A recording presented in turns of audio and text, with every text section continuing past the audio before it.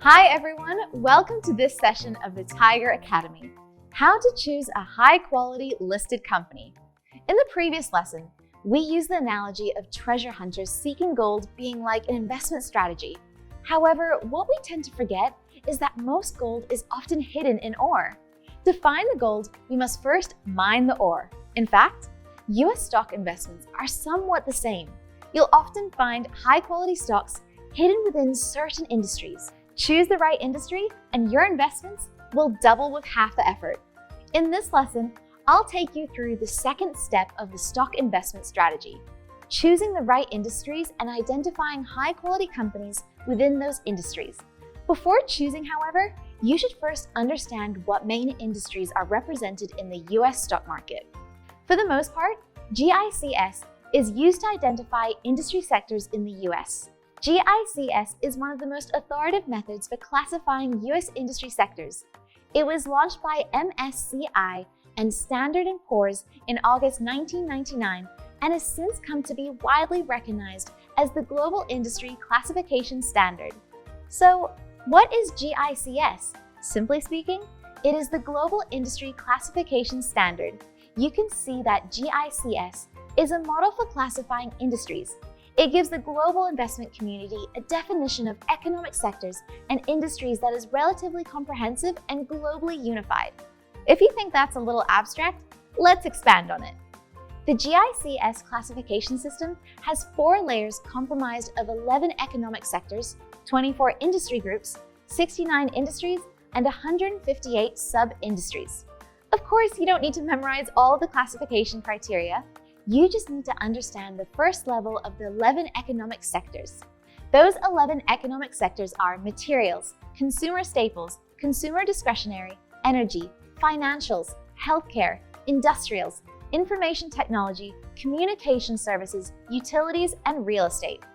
So which of these 11 economic sectors is more likely to have gold and the most potential for the future? I've selected 4 industries for you: information technology, energy, healthcare, and consumer staples.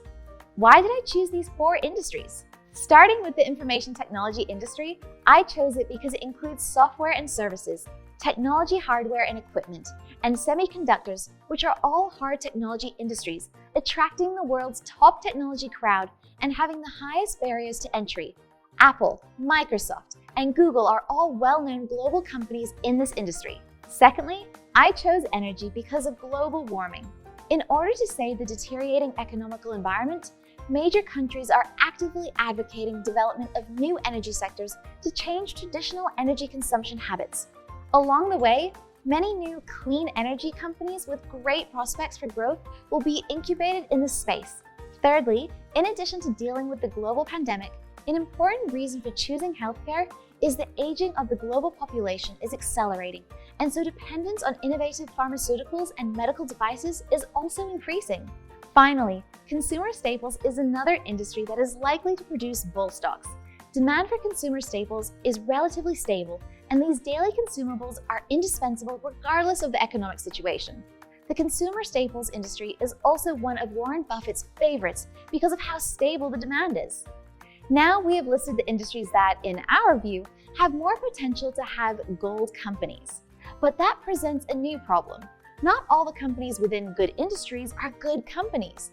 How can you accurately find those needles in the haystack? Generally, you need to be able to do 2 things in order to find high-quality companies as investments in the US markets. Number 1, assess the quality of the company. Number 2, evaluate the price of the company's stock. Assess the quality of the company. So how do we assess the quality of a company? The answer is by understanding how to read the company's financial statements. Investment guru Warren Buffett says you have to understand accounting and you have to understand the nuances of accounting. It's the language of business and it's an imperfect language, but unless you're willing to put in the effort to learn accounting, how to read and interpret financial statements, you really shouldn't select stocks yourself. Assessing the quality of a company is like conducting a physical examination of a person. It's important to review all aspects of their health. For a company, this data is mainly derived from 3 charts. The first chart is the income statement, also known as a profit and loss statement. The basic idea is very simple. to let you see whether a company is making or losing money over a period of time. The point of approaching this as a medical exam checklist is that we can directly see the company's profit margin, equity income, development trend, etc. These analyses are essential in determining whether a company has a sustainable competitive advantage. The second chart is called the balance sheet. It mainly illustrates what the company has in the way of assets, how much debt it owes to suppliers or banks, and how much money it takes from shareholders to keep its business running. Through the various items on the balance sheet, such as cash assets, accounts payable, and long-term debt, we can clearly assess the relationship between cash and debt of a company so as to determine whether it has long-term competitive legs.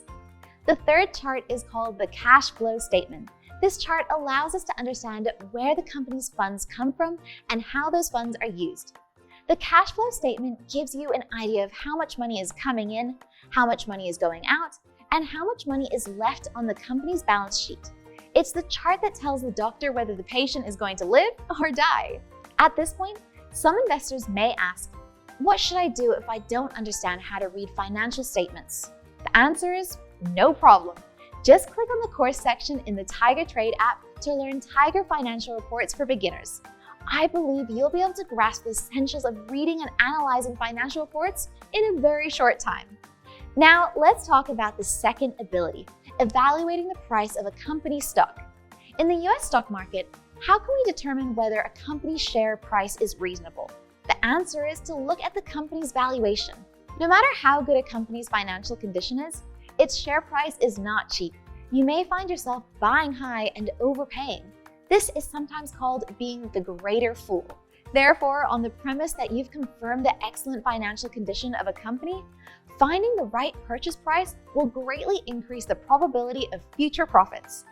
Only by understanding certain valuation indicators can you assess whether the company's share price is reasonable. So you need to learn 3 valuation indicators, namely the price-earnings ratio, the price-to-book ratio, and price to sales.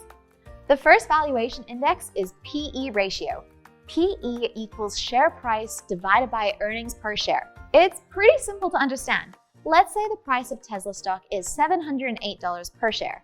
Dividing that price by the company's annual earnings per share gives us a ratio approximately of 95 to 1. So we say that the PE of Tesla is 95. As average price divided by earnings ratios vary from one industry to another, you'll need to do a little research to find out what the average is for the industry that your target company is in to know if its PE is high, low, or just right for that type of company. So PE is a sort of rule of thumb that you can use to tell whether a stock is overvalued because its share price is high relative to the company's earnings per share. It can also tell you if the shares are relatively undervalued based on PE. The second valuation indicator is PB ratio.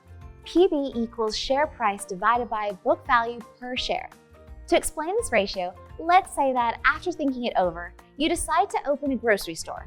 You really don't want to build a business from the ground up, so you think it makes more sense to buy an existing store that already has a business.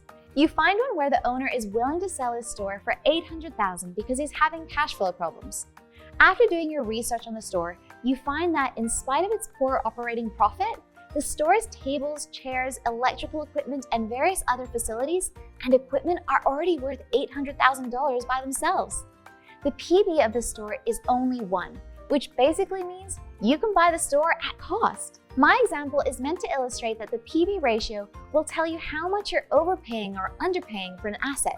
Just as with any investment, the closer the price you pay is to the actual value of the asset, the lower the PB, and all other things being equal, the better value the purchase is.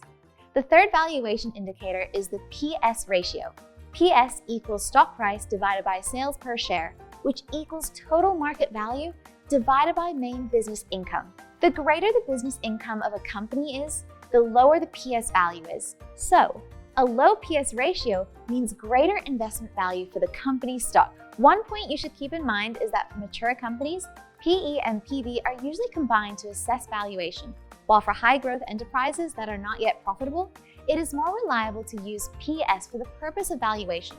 For cyclical industries, the market prefers to use PB for valuation. These 3 ratios can be found in the Tiger Trade app by entering the stock code and clicking Analysis. Taking Apple as an example, the current 5-year PE of Apple is in the yellow regular area with the center of the graph. The 5-year PB valuation extends into the pink overvalued area at the top, which indicates a more expensive valuation. When looked at together, the ratios indicate that Apple has maintained a high valuation over the past 5 years, which indicates that the stock is expensive at the current level. So once you learn how to use valuation as a tool, you can tell if a good company has a good price. Now, after having learned the second step of the stock investment strategy, you already know which industries are likely to have potential in the future and how to find good quality companies at their right price. That's all for today's lesson. Let's review. Classification standards for US stocks. Assesses the quality of the company. Evaluate the price of the company's shares. Congratulations! After all of your hard planning, you have learned how to increase the chance to find gold. But the investment isn't over. In the next lesson, I'll show you how to bargain with the buyers and how to sell your gold at a higher price. I'll catch you next time.